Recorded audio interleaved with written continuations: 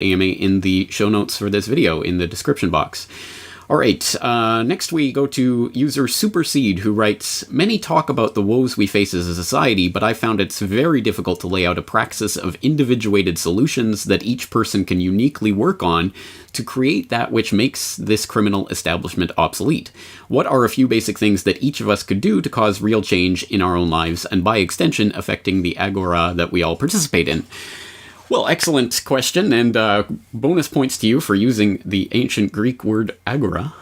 agora, and for people who want more on the idea of individuated solutions to this praxis of establishment cronyism that we're facing, how about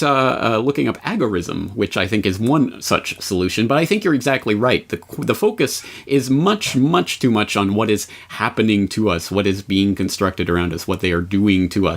who they are, and what form they take, rather than on what we can actually do to get ourselves out of this situation. And so one of the things that I continually come back to very often in New World Next Week with James Evan Pilato, we often come back to the idea that you can control, at the very least at this point, what goes in your mouth, and you can grow your own food, for example, and you can participate in farmers markets, and you can choose what products you want to buy and what you don't want to buy.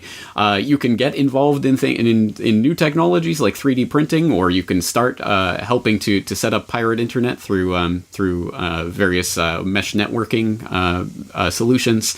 There are a lot of things that people can do on the individual level that doesn't have to do with, we're all being oppressed. There are solutions that we can start to take right now, and that we have the freedom to begin engaging in today. And another one that's extremely important to come back to is the monetary solution. Again, they give us these phony baloney pieces of paper that we're supposed to take for money, but obviously money can be many, many different things. And so something I often come back to is the idea of local exchange trading systems, cryptocurrencies, precious metals, all of the ways we can get around the phony fiat funny money system that they're trying to railroad us into.